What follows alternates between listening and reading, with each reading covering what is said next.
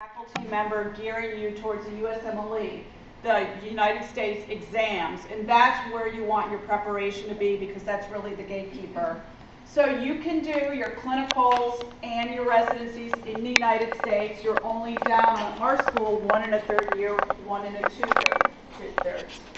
So I'm not sure what any of you heard about the Caribbean schools. Some of us have gotten a bad rap because some of them have become for-profit schools. 300 to 600 students a class at some of the larger schools. And with that type of number, they don't expect you all to make it through. So even like 300 a class, I don't know if you've had any large classes, but can you imagine with 600 you lose the connection, and you really, when you're thinking about a Caribbean school or a foreign school, you really want to have the connection with the teacher. It's medical school, you're learning something for the first time. And so our ratio, and it's an important question to ask when you're thinking about foreign schools, what is the class size? What are the ratios? And we have between 75 to 120 a class. So it's a really good student to faculty ratio. So a quality alternative. This school was founded by Dr. Robert Ross. Have any of you heard of Ross University? Okay, so it's the largest school that is foreign outside of the U.S. He founded it in 1978. He is my grandfather, so I am into the family business. And he had over 35 years of Caribbean medical school experience when he opened up this school. He sold Ross, he retired. But Dr. Ross, for those of you who don't know, he was like a maverick, a pioneer in Caribbean medical school education because he did away with the foreign board licensing exam. It used to be if you went to a different country, you had to take different exams to get in to sit for these exams. Now what Dr. Ross did, you have the same opportunity, granted you do well in your step one, to sit for the same exams. So it's a $50 million state-of-the-art campus. Everything is brand new, and Travis can tell you all about that. You know, with all his knowledge and affiliations, he got great faculty and people to teach, and we have the connections for the clinicals. And the tuition is fairly reasonable too, what you'll find out. So here is Dr. Ross at the ribbon cutting ceremony with Mrs. Ross a couple of years before he passed. And I'm going to pass it on to Travis now. Hey, how you guys doing tonight? Good. All right, yeah, okay. Good. My name's Travis Stewart. I'm a third-year medical student. I went to UMHS, and I applied for the state schools, and I was sitting somewhere between like a 3.4 GPA. My MCAT was in like the 24 to like 29 range, and so I had applied. And like had an interview, got waitlisted, and then a lot of times they're, we'd like you to do a master's program, which is like another, $12,000 to $18,000. So the way I heard about the program was a friend who, like when I was doing a post-bac and thinking about a master's, she just, went. And she was like, you should check this school out, it's really good. So the whole time I'm like, Caribbean, I don't know what that's about, like that's kind of weird, So as I'm going through my post-bac, she keeps calling me and she's like, oh, I just finished basic sciences, or I'm in Portland, Maine now training. And right when I was about to finish, I got a call from her and she's like, I just passed USMLE step 1. Like I'm starting rotations now. So that's when that got my attention. And so I applied and I went down there, and I can honestly say like I had a very good experience with it. It is based after a traditional U.S. medical school as far as the classes that you're going to take are the same classes you're going to take in the States. We do our basic sciences in St. Kitts. We have a 5th semester in Portland, Maine, which is where we take you, and you do like an introduction to clinical medicine. So when you get into rotations, you know what you're doing. And they have virtual clinic, and they bring in patients that, they'll pay, and they have doctors sitting in the room, and when you walk in, you've got to do the full history, full physical exam, and the doctors are critiquing you, and they're giving you feedback afterwards, which I thought was really helpful to me because when I got into rotations, I wasn't nervous with patients. I knew exactly what to do, and I felt comfortable. And also, they do a Kaplan review course in Portland, which at the end of the day, it doesn't matter where you go to medical school, your residency is all going to come down to your step 1 score. So, and that's basically you getting a job. So let's say you go to Emory or you go to USC, you know, great medical school. Let's say you come out and you don't really hit it that well on step one, and someone who, you know, for this instance, goes to UMHS and kills step one. You know, they're not going to mark you based on what your GPA was in med school. They're going to say, well, how'd they do on their boards? So, I mean, in that sense, it's really kind of what you make it. There is an extended basic sciences program, which I actually did. And it gives you an extra semester, so you're not taking so many classes at one time. It is an accelerated program, but you know, you're taking anatomy, which is usually a year-long, you know, class in a med school, and you're doing it in, you know, 4 months. So it's rigorous, it's tough. The education's there, the professors are great, but you know, it's you got to be focused. And so with this, it kind of gives you the ability to drop one class a semester and make it up at the end. So you can really learn the material and, you know, feel comfortable with it and not feel like you're being pressured really hard. The faculty there, honestly, I can't say enough about the professors, to tell you the truth. I went to USF in Florida, great school, but you know, a lot of the professors are there, they're doing research at the same time, so it's hard for them to, you know, really get to know you as a person and want to understand your case. And the professors here, pretty much all of them are either PhD or MD. And you know, you could just see them walking around campus and walk up to them and say, you know what, I didn't understand that. Can you explain, you know, the pharmacology behind this, or why we would give this, or why this is contraindicated and renal insufficiency, whatever. And they'll sit down next to you at lunch and, you know, go through the whole thing on, you know, whatever question you have. They're really great. Student support, there's a lot of morale on campus just because you're not only in med school together, but you're living in a different country. You know, which making that jump and just saying, all right, I'm going to go live in a different country for 2 years is kind of daunting. So you find that you grow really close with a lot of the, you know, the students that are there. And, you know, this is actually, the older guy in the picture is Dr. Avery, and he taught epidemiology, and he actually ran a half marathon with all these guys are students that I went to class with actually. And a couple of these guys, the girl all the way to the right actually just got residency. But I mean, the morale is great. You know, you're cool with your professors, and you do a lot of things together. So we have organizations like AMSA, student clubs. We have flag football teams, volleyball. We also have religious organizations. So there's a lot on campus.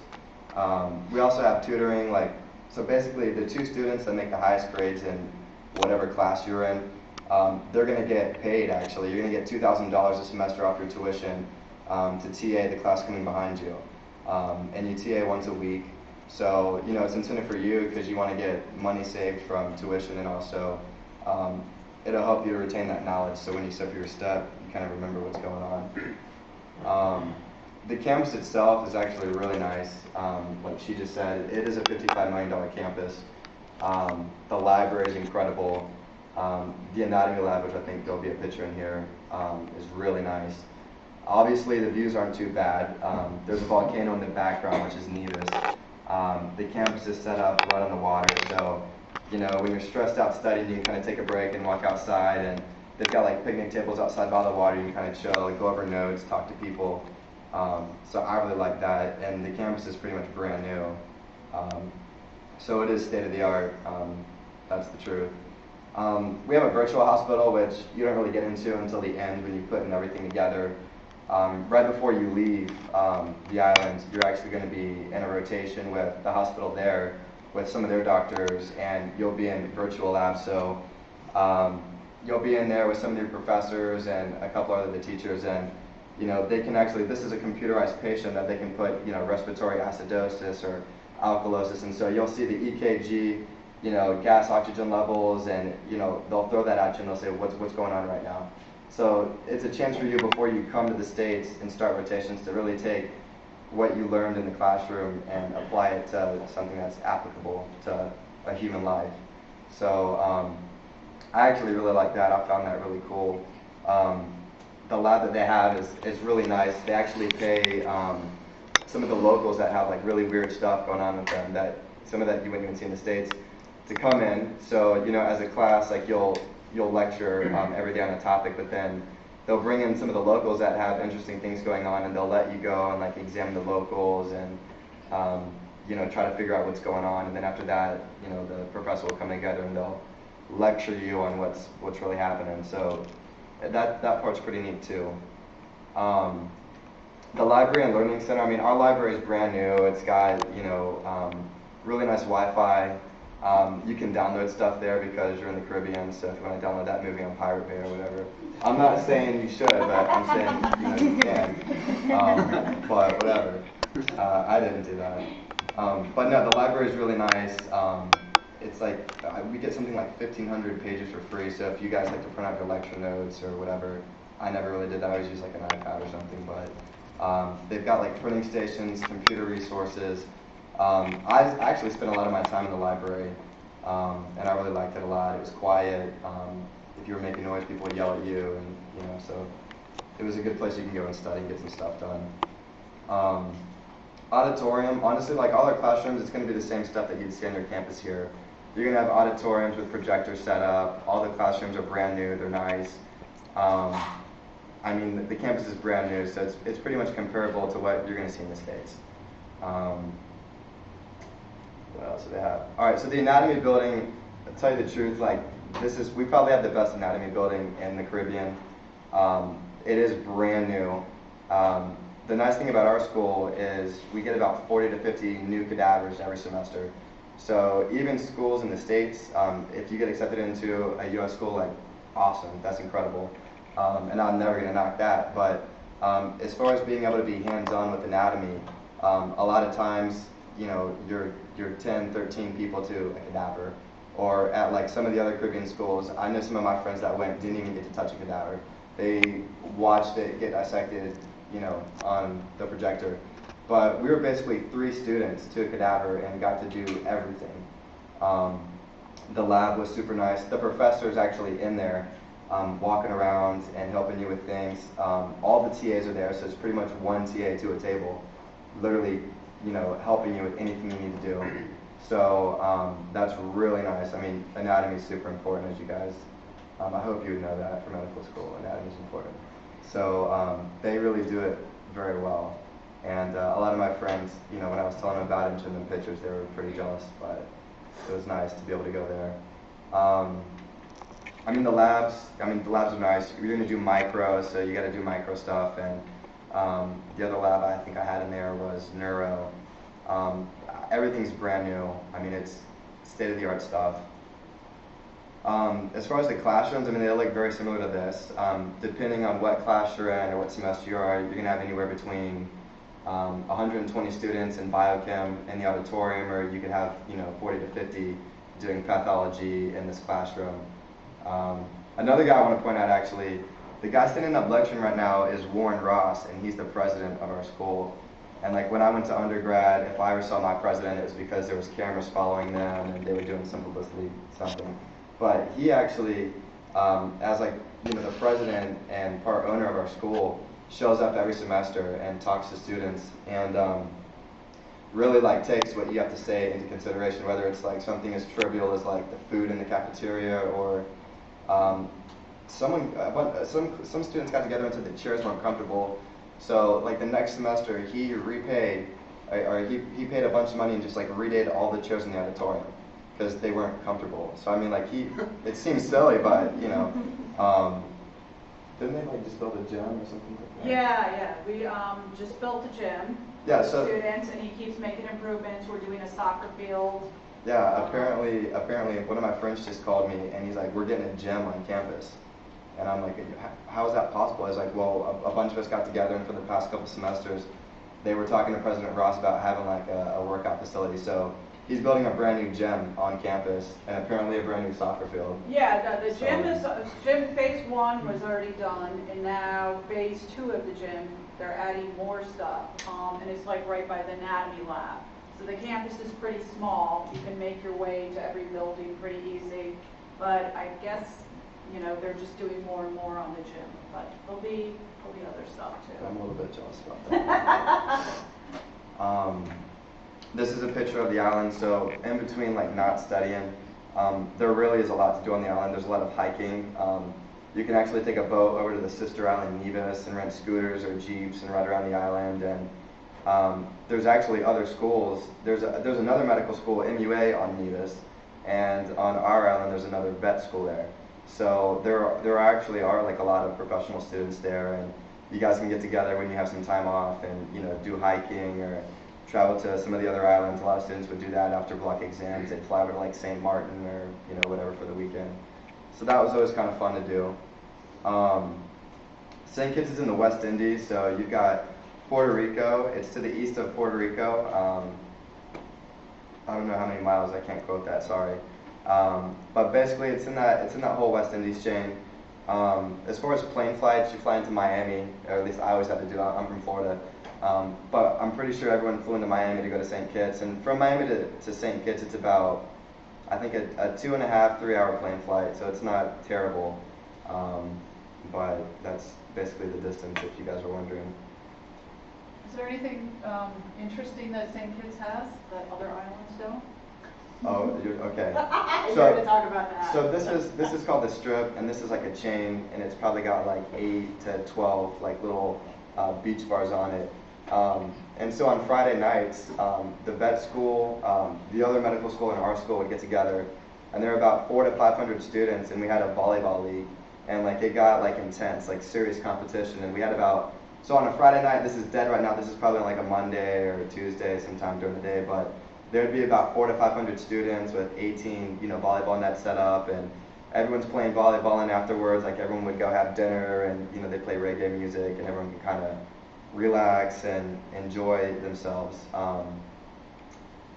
Wait, are you talking about the monkeys, right? Yes. Okay, yeah, so there are a bunch of monkeys on the island, which is kind of weird. If you have a drink and you set it down, you gotta watch out because like monkeys, these monkeys, I think they're called green Berbers or something, will literally come up and steal your beer and like go running down the beach with your drink, and you're like, what the heck?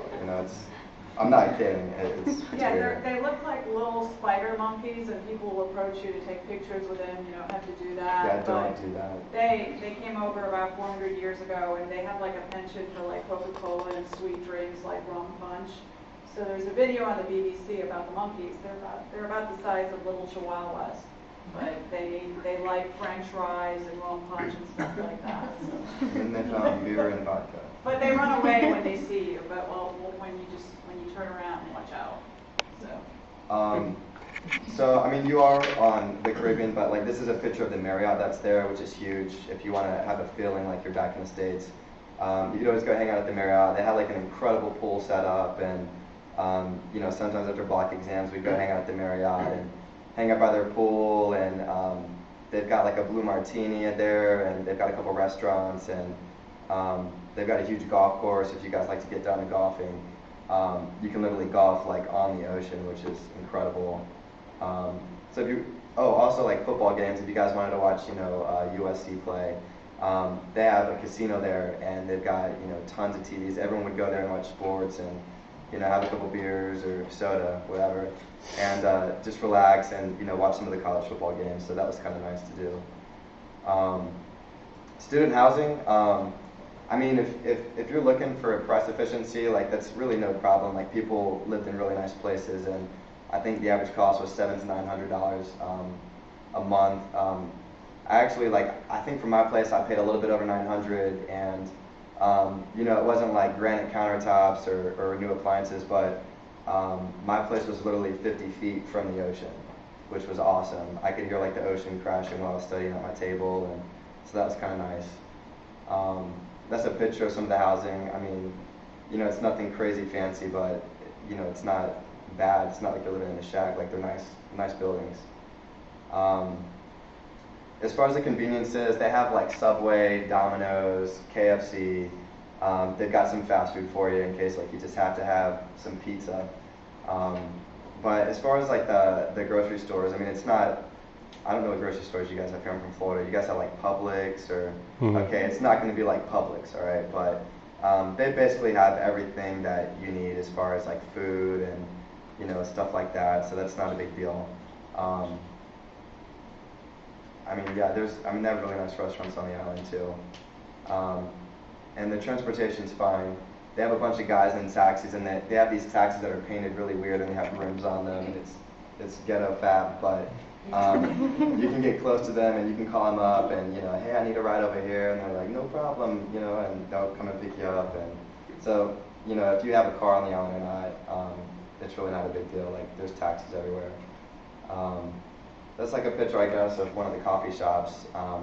You know, it's not Starbucks, but if you want to get a coffee or a pastry or whatever it is that you like to do, there's a bunch of these on the island. So, all right, yeah. So here's the volleyball I was telling you guys about.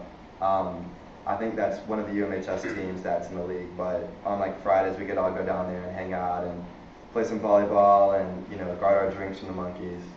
And there's a lot of catamarans actually. I think your first semester that you come in, they take you on like a big catamaran trip, and if there's like an open bar and there's music, and they take you out like to one of the back sides of the island, and you can do snorkeling, and you know, it's just a good way to like meet your fellow classmates and the professors there.